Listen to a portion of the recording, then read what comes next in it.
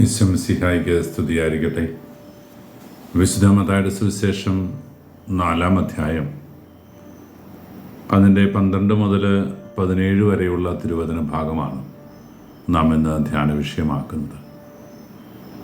ഈശോയുടെ പരസ്യ ജീവിതകാലം നൂറ്റാണ്ടുകൾക്ക് മുമ്പ് പ്രവചിച്ചതും ഇസ്രായേൽ ജനസമൂഹത്തിൻ്റെ വിടുതലിന് വേണ്ടി കടന്നു വരുന്ന രക്ഷകൻ അവൻ്റെ ദൗത്യം കൃത്യമായി ആരംഭിച്ചിരിക്കുന്നു എന്ന് യെശയ്യാ പ്രവചനം ഉദ്ധരിച്ചുകൊണ്ട് വചനം നമ്മുടെ മുമ്പിൽ ക്രിസ്തുവിനെ പരിചയപ്പെടുത്തുകയാണ്. ഈശോയുടെ പ്രസംഗം ആരംഭിക്കുന്നത് മാനസാന്തരപ്പെടുവാൻ സ്വർഗരാജ്യം സമീപിച്ചിരിക്കുന്നു എന്ന് സൂചിപ്പിച്ചുകൊണ്ട്. പ്രിയപ്പെട്ടവരെ, ഇന്നും ലോകത്തോട് ഒരു ക്രിസ്തു ശിഷ്യനെ വിളിച്ചു പറയാനുള്ളത് ഇത് തന്നെയാണ്.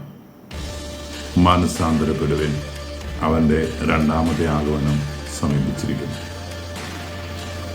ദൈവരാജ്യം ഈ ലോകത്തിലേക്ക് കടന്നു വരണമെങ്കിൽ, ദൈവരാജ്യം ഇന്നിൻ്റെ യാഥാർത്ഥ്യമായി മാറണമെങ്കിൽ, ഞാനും നിങ്ങളുമൊക്കെ ദൈവരാജ്യത്തിൻ്റെ ഭാഗവാക്കുകളായി മാറണമെങ്കിൽ അനിഷേധ്യമായി സംഭവിക്കേണ്ട കാര്യം മാനസാന്തരപ്പെടുകയാണ്.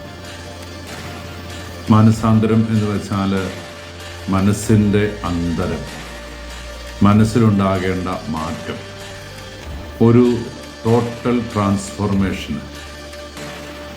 ശുഭ് എന്ന ഒരു ഹീബ്രു വാക്കിൽ നിന്ന് ഉരുത്തിരിഞ്ഞ മെറ്റനോയ്യ എന്ന ഒരു വാക്ക് ഗ്രീക്കിൽ, അതിൽ നിന്നാണ് ഈ മാനസാന്തരത്തിൻ്റെ ചിന്തകൾ ഉദ്ബോധിപ്പിക്കുന്ന ഈ ടോട്ടൽ ട്രാൻസ്ഫോർമേഷൻ സംഭവിക്കുക.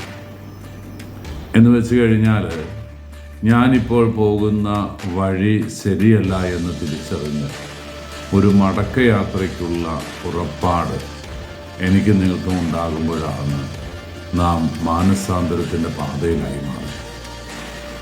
ഒരു 180 ഡിഗ്രി തിരിയുക എന്നാണ് ഉദ്ദേശിക്കുക. നേരെ തിരിഞ്ഞ് നടക്കുക.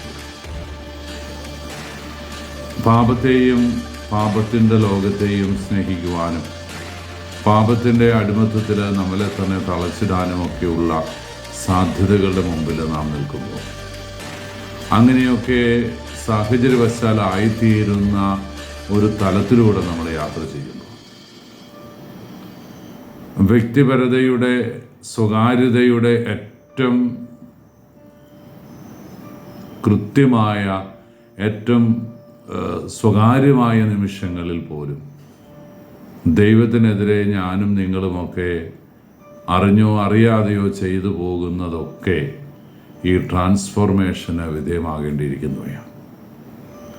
മറ്റാരും കാണാത്തത് കൊണ്ട് തെറ്റില്ല എന്ന് പറയാനാവും. എപ്പോഴാണ് ഒരു തെറ്റ് തെറ്റായി മാറുന്നത് എന്ന് വെച്ച് കഴിഞ്ഞാൽ, തെറ്റാകുന്നിടം വരെ എനിക്ക് പോകാം എന്നല്ല അതിൻ്റെ അർത്ഥം. ഇന്ത്യൻ പീനൽ കോഡിലും ഇപ്പോൾ ഭാരതീയ ന്യായ സംഹിതയിലും ഒക്കെ ഉണ്ടല്ലോ, തെറ്റ് ചെയ്തവന് കൊടുക്കുന്ന അതേ ശിക്ഷയാണ് തെറ്റിന് കളമൊരുക്കുന്നവനും കൊടുക്കുന്നത്, ഗൂഢാലോചന നടത്തുന്നവനും കൊടുക്കുന്നത്. ഞാൻ കുറേ കാര്യങ്ങളൊക്കെ പദ്ധതി ചെയ്തു, തെറ്റ് ചെയ്യാൻ വേണ്ടി പുറപ്പെട്ടു, അവസാന നിമിഷം ഞാനത് വേണ്ടെന്ന് വെച്ചു എന്ന് പറയുമ്പോൾ, അതുവരെയുള്ള എൻ്റെ പാപത്തിനോടുള്ള ഒരു സഹവർത്തിത്വം, പാപവുമായിട്ട് ഞാൻ നടത്തുന്നൊരു കോംപ്രമൈസ്, അത് ഈശോ ആഗ്രഹിക്കുന്നില്ല പ്രിയപ്പെട്ടവരെ. അതുകൊണ്ടാണ് അവൻ പറയുന്നത് ഈ ടോട്ടൽ ട്രാൻസ്ഫോർമേഷൻ നടക്കണം. അങ്ങനെ ക്രിസ്തുവിനെ ജീവിതത്തിലേക്ക് സ്വാംശീകരിക്കാൻ, ദൈവരാജ്യം സമാഗതമായി എന്ന് വിശ്വസിക്കാനും, ദൈവരാജ്യത്തെ ചേർത്ത് പിടിക്കാനും, ഞാനും നിങ്ങളുമൊക്കെ ദൈവരാജ്യത്തിൽ അവനോടൊത്തുണ്ടാകണമെന്ന് ആഗ്രഹിക്കാനും നമുക്ക് സാധിക്കട്ടെ. കർത്താവ് അനുഗ്രഹിക്കട്ടെ. കർത്താവ് ഈശോമിശിഹായുടെ കൃപയും പിതാവായ ദൈവത്തിൻ്റെ സ്നേഹവും പരിശുദ്ധാരൂപിയുടെ സഹവാസവും നാം എല്ലാവരും കൂടി ഉണ്ടായിരിക്കട്ടെ, ഇപ്പോഴും എപ്പോഴും എന്നേക്കും. ആമേൻ.